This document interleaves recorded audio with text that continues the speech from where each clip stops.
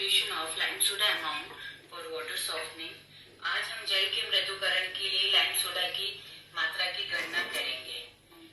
Formula of required amount of lime and soda is based on the chemical reaction of lime soda process. We had already discussed about all the reaction in the previous lecture. First of all, we will go through it.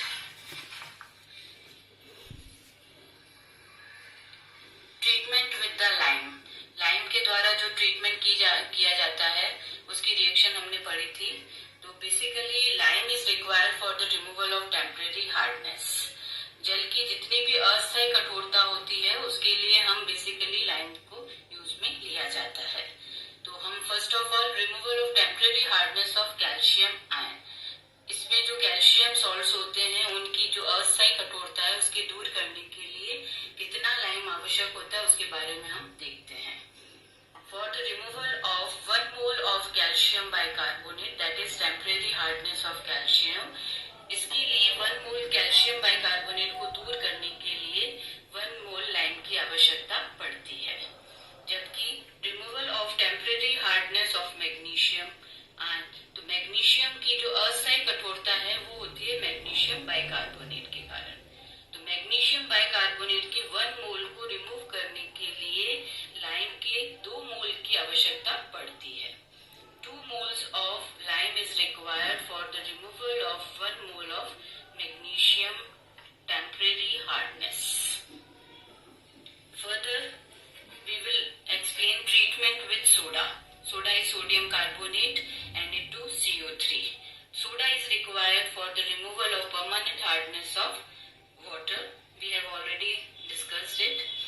तो जल की जो स्थायी कठोरता है उसको दूर करने का कार्य बेसिकली हमारा सोडा करता है।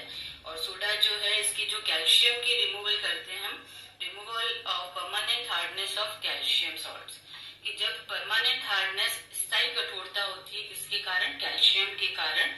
और ये जो स्थायी कठोरता है कैल्शियम की वो या तो कैल्शियम क्लोराइड के कारण हो सकती है या कैल्शियम सल्फेट के कारण हो सकती है या दोनों के कारण भी हो सकती है। वाटर में दोनों चीजें भी प्रेजेंट हो सकती हैं और इनमें से कोई एक भी प्रेजेंट हो सकता है। तो कैल्शियम की जो स्थायी कठोरता है उसके 1 मोल को दूर करने के लिए सोडा का 1 मोल हमें आवश्यक होता है, उसकी रिक्वायरमेंट होती है। और इस तरह से हम उसकी कैल्शियम की जो स्थायी कठोरता है या तो कैल्शियम क्लोराइड के कारण या कैल्शियम सल्फेट के कारण या इन दोनों के कारण जो होती है उसके लिए केवल 1 मोल सोडा की आवश्यकता पड़ती है। अब हम देखते हैं removal of permanent hardness of magnesium salts. Magnesium के जितने भी स्थायी कठोरता वाले लवण हैं कौन कौन से, क्या मैग्नीशियम क्लोराइड भी हो सकता है, मैग्नीशियम सल्फेट भी हो सकता है या दोनों प्रेजेंट हो सकते हैं। उनके लिए भी कितने मोल चाहिए सोडा का, केवल 1 मोल चाहिए। 1 mole of soda is required. परंतु यहाँ पर जब हम इसकी रिएक्शन सोडा के साथ करवाते हैं दोनों सॉल्ट्स की, तो ये मैग्नीशियम कार्बोनेट में चेंज हो जाता है। और मैग्नीशियम कार्बोनेट का एक ड्रॉबैक होता है, वो पानी में घुला हुआ रह जाता है, उसका कंप्लीट रिमूवल नहीं हो पाता है।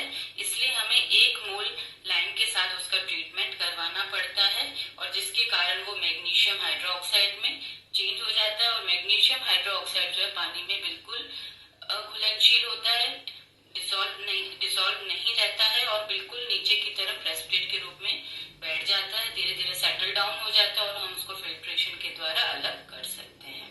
तो इसलिए हम ये कह सकते हैं कि 1 mole of soda and 1 mole of lime both are required for the removal of magnesium permanent hardness. Magnesium की जो स्थायी कठोरता है उसको दूर करने के लिए, उसके 1 मोल को दूर करने के लिए 1 मोल सोडा की आवश्यकता होती है और 1 मोल लाइम की आवश्यकता होती है। इस तरह से अभी हमने पूरी रिएक्शन हमने स्टडी कर ली है और अब हम इनका फॉर्मुलेशन का कार्य करते हैं।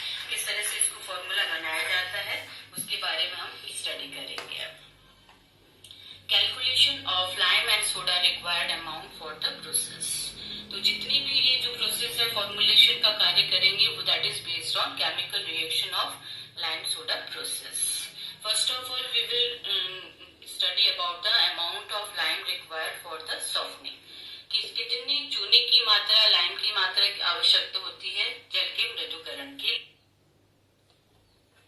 जो लाइम है वो है कैल्शियम हाइड्रोक्साइड। कैल्शियम हाइड्रोक्साइड के लिए जो आवश्यक मात्रा निकालने के लिए फॉर्मूला इस तरह से है 74/100। 74 यहाँ पे कैल्शियम हाइड्रोक्साइड लाइम के लिए जो है ये मोलर मास है, अणुभार है। और इस अणुभार को हम किस तरह से निकालते हैं, कैल्शियम का हमारा होता है 40 प्लस ऑक्सीजन का 16 और हाइड्रोजन का plus 1 into 2 that is 34। 40 plus 34 is equal to 74। तो 74 हमारा कैल्शियम हाइड्रोक्साइड चूने का मोलर मास हो गया है, डिवाइडेड बाय 100। 100 हमारा कैल्शियम कार्बोनेट का मोलर मास होता है, all in the terms of chemical equivalents of calcium carbonates. तो कैल्शियम कार्बोनेट का जो अणुभार है वो इस तरह से निकाल सकते हैं हम कैल्शियम का 40 प्लस कार्बन का 12, ऑक्सीजन 16 इंटू 3, तो ये आपका हो गया टोटल 100। तो 100 हमारा हो गया कैल्शियम कार्बोनेट का मोलर मास अणुभार। तो 74/100 into temporary hardness of calcium. Temporary hardness of calcium जेल की जो हमने अस्थायी कैल्शियम की अस्थायी कठोरता अभी हमने निकाली थी, उसके लिए लाइम का कितना मोल चाहिए था, केवल 1 मोल चाहिए था, plus 2 into temporary hardness of magnesium. Magnesium की जो अस्थायी कठोरता थी उसके रिमूवल के लिए हमें लाइम 2 मोल चाहिए, तो प्लस 2 इंटू मैग्नीशियम की अस्थायी कठोरता, plus permanent hardness of magnesium. Magnesium की जो परमानेंट हार्डनेस होती है, स्थायी कठोरता होती है, वो मैग्नीशियम क्लोराइड के कारण और मैग्नीशियम सल्फेट के कारण, दोनों का एक साथ भी हो सकते हैं या कोई एक भी हो सकता है। तो इन शॉर्ट हम कह सकते हैं कि इसका जो फॉर्मूला है, आवश्यक लाइम की जो मात्रा है वो बराबर होती है 74/100 इंटू कैल्शियम की अस्थायी कठोरता प्लस 2 मोल मैग्नीशियम की अस्थायी कठोरता प्लस मैग्नीशियम की स्थायी कठोरता। इसके बाद हम पढ़ेंगे कि सोडा की क्या रिक्वायरमेंट रहती है। तो amount of soda required for softening, आवश्यक सोडा की जो मात्रा है उसको निकालते हैं, तो दैट इज इक्वल टू 106/100। 106 हमारे Na2CO3 सोडा का अणुभार होता है, molecular weight of sodium carbonate, divided by 100। 100 is now again that is weight of calcium carbonate। Calcium carbonate का अणुभार जो है वो 100 होता है। सो 106/100 into permanent hardness of calcium, calcium की स्थायी कठोरता जो कि कैल्शियम क्लोराइड और कैल्शियम सल्फेट के कारण होती है, plus permanent hardness of magnesium, magnesium की स्थायी कठोरता जो कि मैग्नीशियम क्लोराइड और मैग्नीशियम सल्फेट के कारण होती है। तो इस तरह से इन शॉर्ट हम कह सकते हैं कि हमारा जो फॉर्मूला है, आवश्यक सोडा की मात्रा बराबर 106/100 इंटू कैल्शियम की स्थायी कठोरता प्लस मैग्नीशियम की स्थायी कठोरता। Thank you.